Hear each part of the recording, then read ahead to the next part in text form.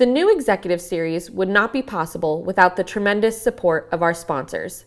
Thank you to all of our sponsors who have continuously supported the LVEDC mission during this time. Thank you to our presenting sponsor, Lehigh Valley Health Network. Our premier sponsor, Capital Blue Cross. Gold sponsor, Fitzpatrick Lenson Buba. Our event sponsors, Boyle Construction, Clunk & Milan Advertising, and Olympus Corporation of the Americas. Thank you to our interview sponsor, Victaulic, our production sponsor, Countess Communications, and our hosts throughout the Lehigh Valley. Thanks again to all of our sponsors. We hope you enjoy the new executive series.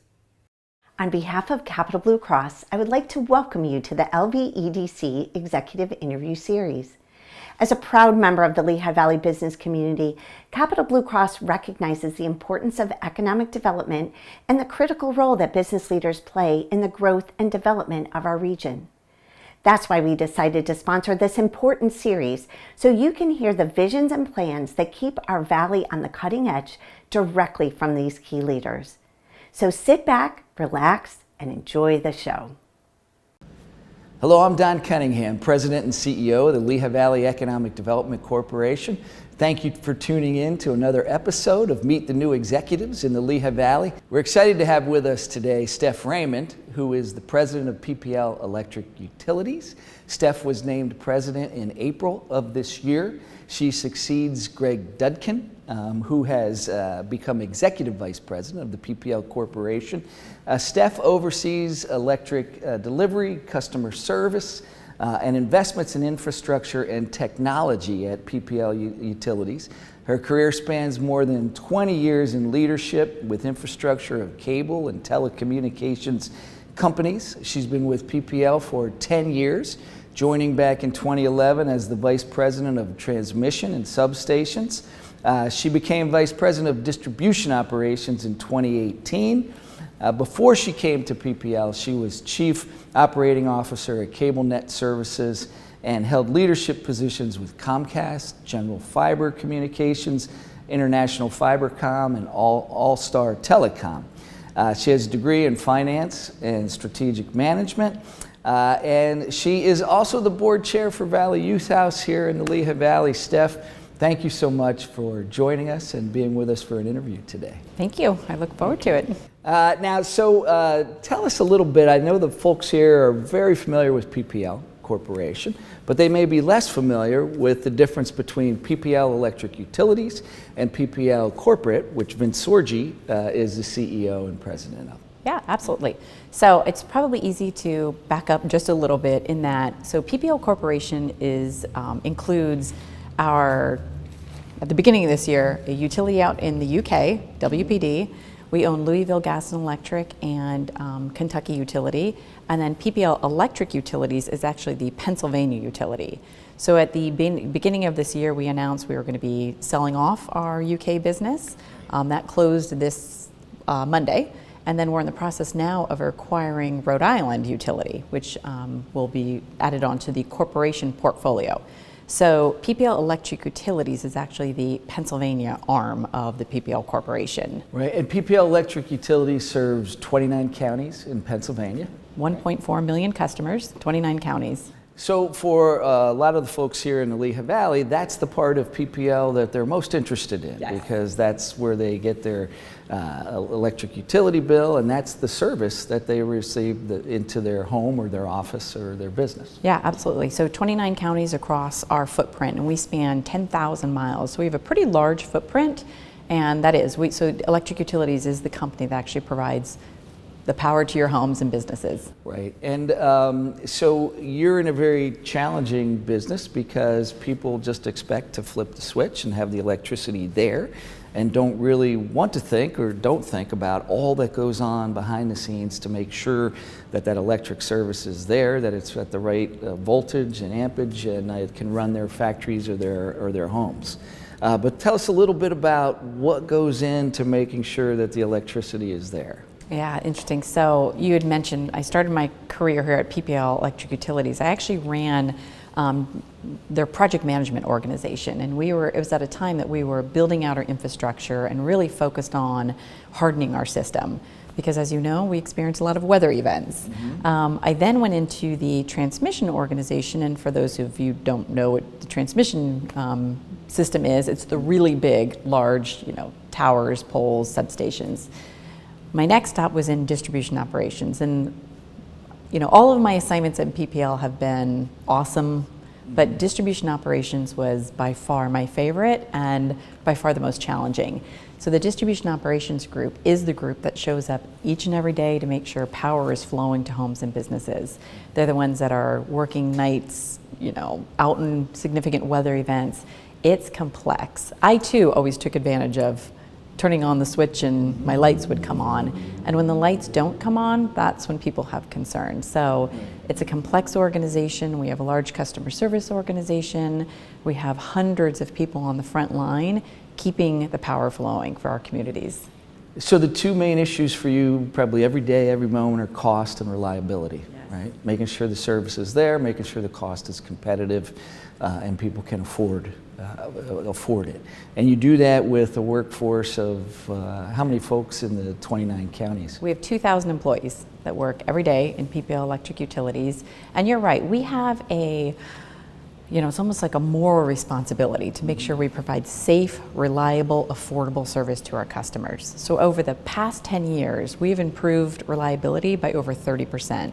We're nationally ranked when it comes to providing reliable service for our customers, but more importantly, we do it at an affordable cost. When people get their electric bill, there are really two charges. There's a charge for receiving the service, the transmission and distribution, which is your responsibility, and then there's a charge for their generation, the actual kilowatt hour of electricity that comes into the grid.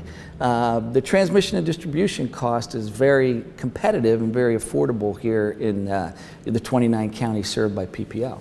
Yes, so we pride ourselves on that. So we've spent the last 10 years not only focused on reliability, but very much focused on doing it basically affordable for our ratepayers. And how we've been able to do that is we've managed our costs internally. So we are some of the, we have some of the best rates in the Mid-Atlantic region where we sit in our peer group, and that's because we've been focused on keeping our internal costs low as we've built the infrastructure in order to provide the reliable service to our customers. Now, you can't do anything about the cost of the generation, correct? Right? So whether it's coming from a nuclear source or a gas-fired plant or a renewable source, that the customer has the ability to choose their own producer of the electricity, correct? Correct. But what we try to really do is enable renewables. So we understand that the grid is changing, people's needs are changing, people's wants are changing. There's a lot of focus on decarbonization, green energy. What we can do is actually enable that by building a system that can manage the different types of generation that's coming on. So the system has always been built that it's one-way power flow. So we've had large generating facilities like the nuclear plants and the coal plants. They produce energy, we deliver it down to the consumers. What's happening with the renewable space now, and like solar panels, batteries, wind, especially in the home, people are producing power in homes now. So those homeowners and business owners who've usually been consumers are now what we call prosumers. They're actually consuming and producing. And the complexity is for us in the middle, the delivery company, is that power is actually coming back onto the system. So we've had to invest pretty significantly in building a robust technology system that can manage that two-way power flow. So if someone has at their home solar panels, or you see it oftentimes, school districts will have big solar panel farms next to an elementary school, or a commercial or industrial space, whatever is not consumed on site then has to flow back in to the grid, right? It does. So that's been a whole new element that a utility company has to be able to manage. Correct. And that's quite frankly, the most important part for us is to make sure that we can maintain reliability. So when you have energy coming back on, there's a lot of instability in the grid. So this year we've been very focused on being able to manage that power flow coming back onto our system. Now, I think one of the other factors that folks may not be aware of that provides reliability is the interconnection of multiple utilities into a large geographic region. I believe in our region, it's pretty much the whole northeastern United States that are connected into the PJM grid. So it's not just PPL trying to make sure that you've got the right power to meet the right needs in the 29 counties. You're connected to a larger supply grid. Yes, we sure are. So we are part of the PJM organization, and you have it exactly right. So utilities are part of PJM. PJM operates at the transmission level. So they are the transmission operator. Utilities actually operate at the distribution level. So we manage the distribution grid, they manage the transmission grid. So the value of that is it is interconnected amongst all of the states. So you had this last year, the issues down in Texas. Texas is a sole state, they're not interconnected. They couldn't reach out to other states to actually manage the strain that they were experiencing on their grid. We can actually do that here in the Northeast. Yeah, and this is an issue for us in economic development, which is so critical, because when we're talking to new companies, particularly manufacturers, about coming here and locating within the Lehigh Valley or within Pennsylvania, the affordability of energy and the reliability of energy are very critical. And PPL historically has been very involved in economic development issues, not just here in the Lehigh Valley, but across the 29 counties, because of this symbiotic relationship between energy producers and economic development. We take that responsibility very seriously. We live in our communities, so our commitment is really about being committed to the areas that we live in. So we're extremely committed to developing, so affordability and reliability, key to development. People want to come here if they can count on their electric provider. And we've had a few situations and a few examples where we probably didn't do well, and we learned from that. And we learned that, you know, momentary outages, you think, oh, it's just a momentary outage is significant for a manufacturer. Yeah. We learned that, and so we are very focused. Our goal is that we don't have momentary outages, that our businesses don't have those blips in their energy that cause significant well, and you're issues. doing a very good job of it. In fact, in the customer service rankings, I believe it's J.D. Power that does the national rankings. PPL has consistently ranked very high in customer satisfaction. Yeah, reliability is number one. So if you look at all the J.D. Power awards, reliability is the most important thing for customers. If power is on, people aren't calling and complaining, right? The next most important thing is affordability. So we have low rates. People, so if you're not paying a lot for your bill, you have happy customers. We recently are experiencing some of our best customer service scores we've ever seen, and quite frankly, we went out, we talked to our customers, and what they want is more self-service. So we're in the process right now of providing a lot more self-service tools to our customers, whether it's through the IVR, through our web, through mobile experience. We have a younger generation coming in, so that 18 to 49-year-old customer range, that's the group that, we've probably been a little sleepy utility to them, and so we're very focused and we've really pushed. We are sitting here in downtown Allentown, which has long been the corporate headquarters of PPL. As you can hear the cars rumbling by here on Hamilton and on 7th Street. We're here at the Renaissance Hotel, part of the new PPL Center. There's so many folks that are alumni, have worked at PPL, that have been, you can hear the cars zoom, roaring their engines because they're excited about this interview. Well, I appreciate that. There's so many folks who have worked at PPL or are retirees from PPL. The PPL branding on the new downtown center. PPL has had such a long-standing presence in the Lehigh Valley, in Allentown, and is such a kind of a revered company. Tell us a little bit about the company's commitment to place. Yeah. So committed to Lehigh Valley. It's interesting.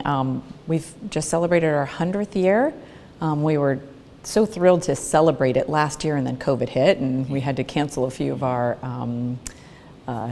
celebrations that we were having. But yeah, we're a 100-year-old company. But quite frankly, it feels like we're a 10-year-old company. We're so invested. We've really sought out an organization that is nimble, flexible, innovative. That's what attracted me to PPL. So I'd spent most of my career in the telecom side. I had the opportunity to come here, and I saw something really unique. There were some challenging years where PPL was really kind of the last large corporation in the downtown. Fortunately, that's changed, and I'm thrilled we held on. Yeah. When I first interviewed here, I actually stayed at the Holiday Inn because I wanted to be here and be on time. And I remember getting here and thinking, whoa, Yes. gosh, I don't know. And Yeah. I mean, look at it now. Yeah. I'm actually in the process of relocating to downtown Allentown, so I'm Oh, that's excited. great. That's it's great. full of people and it's exciting, Yeah. and I love the fact that PPL is an anchor here.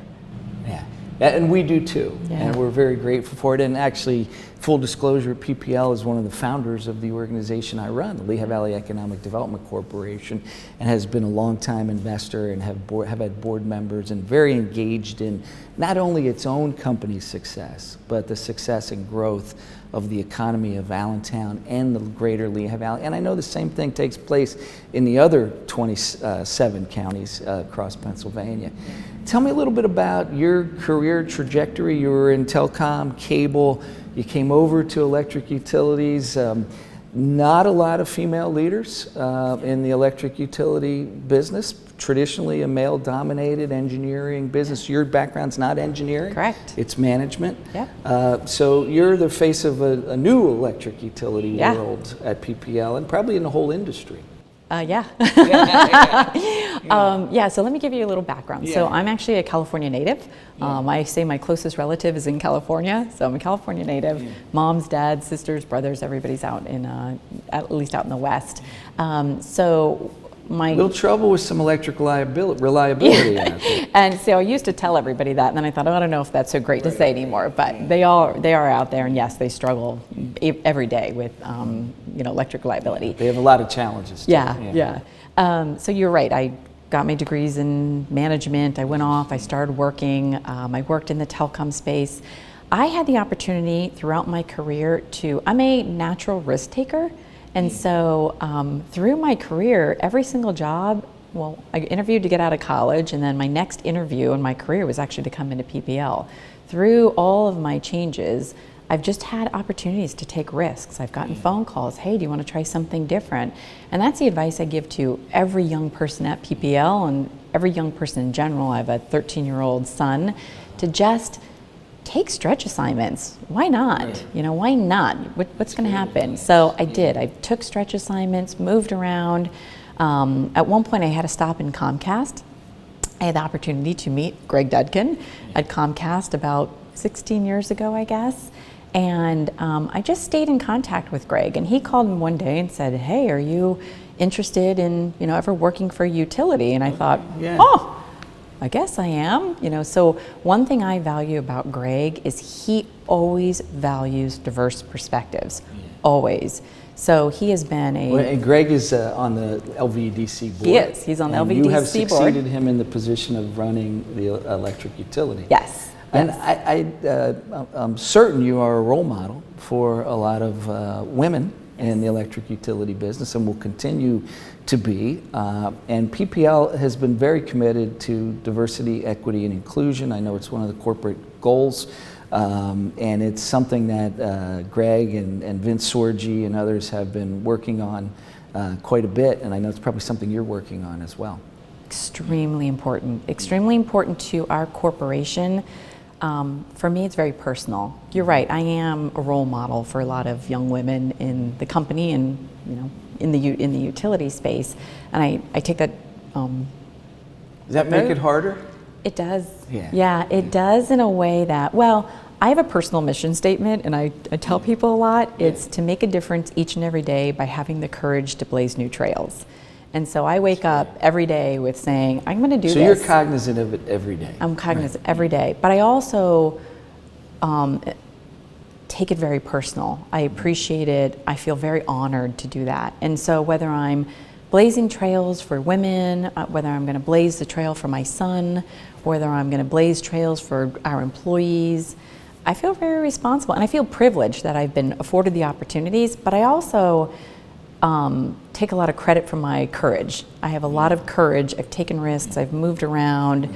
And because there had to be hard moments, right? There sure has. As a PPL alum myself, the old term was line men, right? And now it's probably line workers, right? Appropriately. But still, it's a male-dominated field of the folks who are out there putting up transmission and distribution lines, fixing them in a storm, and that's probably a big part of your workforce. Yeah, it sure is. But so for me, when I focus on just diversity, equity, and inclusion, I sum it up to belonging. I want everyone to belong. I want my linemen to feel like they belong at PPL. I want our line workers to feel like they belong. I want any race, any gender. So when I talk about diversity, equity, inclusion, people generally think I'm speaking of gender because I'm a woman speaking about it, but it's not. I mean, diverse thinking, diverse backgrounds, diverse schooling, that is what makes a company. We are so much better because we've been focused on making sure we have, I want people to sit, look across the table, see people that look like them. And it's not just hiring diverse people, but it's actually making people feel like they belong there, that they have a seat at the table, but they're heard at the table. Not just sitting at the table because we want to fill a quota, but it's actually that they belong there, they feel like they belong there, they will be heard. And I am 100% committed to that. Well, and I see this great confluence right now, an opportunity for DEI, because every company realizes that it's all about talent. And America is, every company in America is looking for more talent.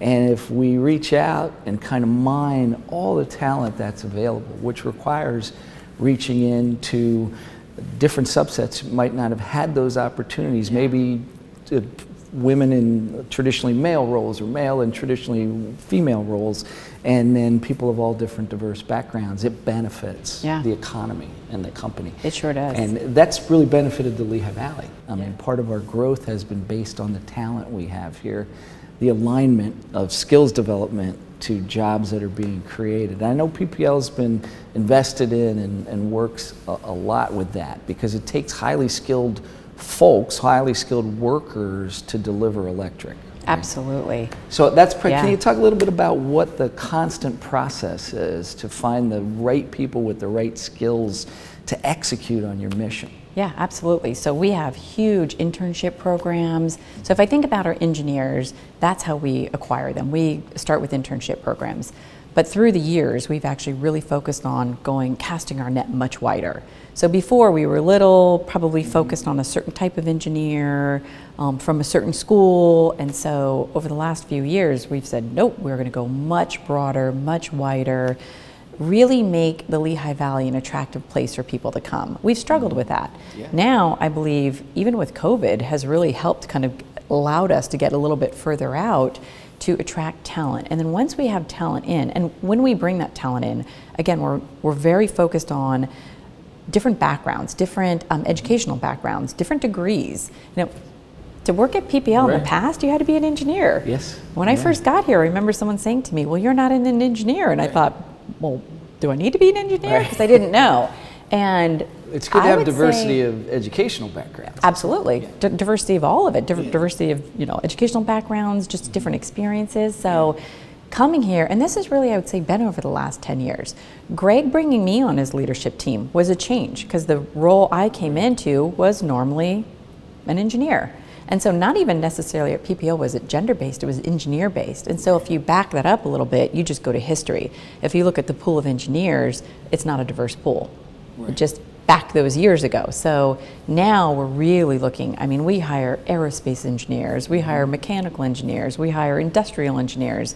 We've completely changed. That has allowed our net to be wider and really our pool to be much more diverse. Now, how about in that frontline workforce where people are out in the elements, climbing up poles, can be dangerous work, obviously a huge focus on safety, but how does someone, if they say, well, I'd like to explore a career in the area of being a line worker or repairman? I know the IBW is a union, they have apprenticeship programs. What's the pathway to that type of work? Yeah, so we have an amazing apprenticeship program. So we work with our IBW 1600, that's our local union, and we have a 4-year apprentice program. So we hire linemen or line workers in, and then it takes them 4 years to actually go through progression before they're considered So a they journeyman line receive worker. their training from PPL. They do. Because it's a very specific job. Correct. It's an internal training program. We spend, in that 4-year time, they actually have to go through progression, so they have to test, they have to learn. We really try to expand their experience, because when they come out, they're considered linemen and they can work on their own, or line workers, and they can work on their own. So we try to make sure they have every different experience, whether it's a call out at night where there's a emergency and you're trying to extract someone out of a car through a pole, hitting a pole, to spending time building large infrastructure. We want to get them every experience they can because of the dangers of the industry. But these are ultimately, they're difficult jobs, and you can see things are really happening here in downtown Allentown. There's a lot of sand. We're here in the middle of the day, but these are good jobs then, family sustaining jobs, good wages, challenging work, but yet well compensated. Absolutely, and that's, we really talk about it. I was just talking to a group of employees this morning. We're doing something called roundtables.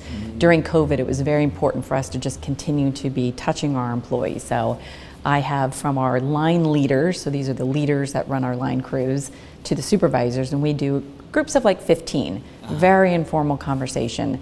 So I was chatting with them this morning, and that's what we were talking about. My ultimate passion is that people work at PPL, they feel like they belong here, but they can go home every day with pride of working here, that they can provide for their families, that they could put their kids through college. There's nothing more important. It gives me like an emotional stir in my stomach. So you like to get out and talk to, not just be in the corporate office, but to get out and talk to. That is my favorite part of the job. My favorite part of the job. I'm actually leaving here, going to the office, and then this evening I'm going actually to, it's called a lineman's rodeo. And it's up in Hazleton. It's a competition? It's a competition. But tonight they are actually doing a lantern lighting.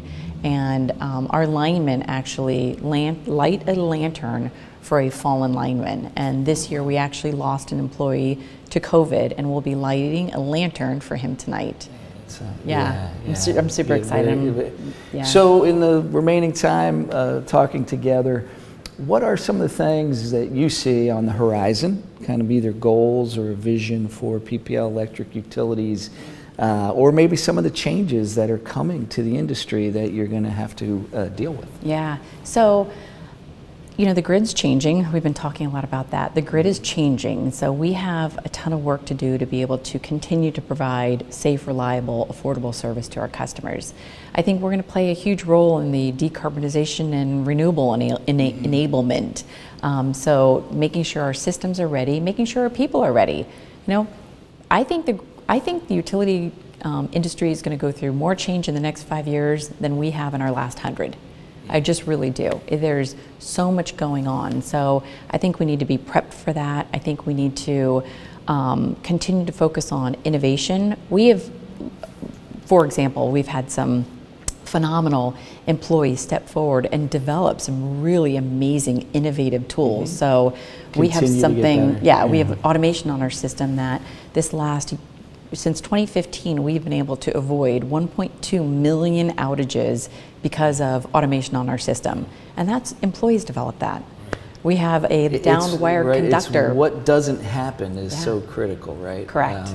Now, because it's not a competitive business in the sense that you have a designated territory, do you spend a lot of time with other leaders of utilities that are delivering within that interconnection, that network, and sharing innovation and technology and ideas? So coming from telecom, which is competitive, I had never heard of it. I get to the utility and everyone's like, oh, what do you want to know? Do you want to share? Here's best practices. And I thought, what? You actually tell each other what you do? Right. We have such a phenomenal network of people. So we have small groups, so I'm very close with the other Pennsylvania utility leaders. We spend a lot of time together. There's a lot of associations that we belong with. We're part of much larger mutual assistance programs. So if we have a big weather event, we get help from many states. We're part of one down in the southeast. We're part of the north, a program up in the north. But we have our sister company, Kentucky, that helps us. But you can't get help unless you have those relationships. And we spend a boatload of time sharing best practices. So I was shocked when I came here how willing people are to help. Well, I don't know if a lot of people realize that, because that, in this instance, the not having competition serves the economy so well. Could you imagine if there were 8 different distribution companies and they were all crisscrossing their lines Sure across does. the 29 counties? Yeah. It just doesn't make sense in this instance. And then sharing that knowledge to keep the reliability and the efficiency. And for those of us who work in economic development that are advocates for companies and manufacturing particularly, which is huge in the Lehigh Valley, that constant reliability of service is so critical, which then leads to job creation for the people in that community. Absolutely. Right? Yeah. So it all comes together. Great. So so just coming in April, onboarding during kind of a challenging time where there's not a lot of face-to-face, had to add some challenges to the role. I imagine now PPL Utilities is starting to have some plans for kind of post-pandemic and coming back. I mean, obviously your frontline workers have never left, but for the engineers and the folks in the office. Yeah, I am so proud of our organization. So you're right, our frontline workers never left. And it has been, so last year during COVID, we had 29 weather events, including one on Christmas Day.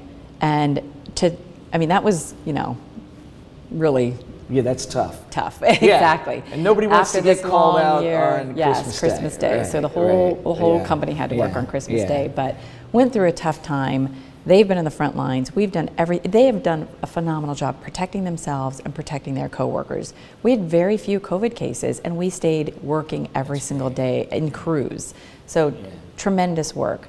And I will tell you, it's I think very exciting for the Lehigh Valley that you're in this position.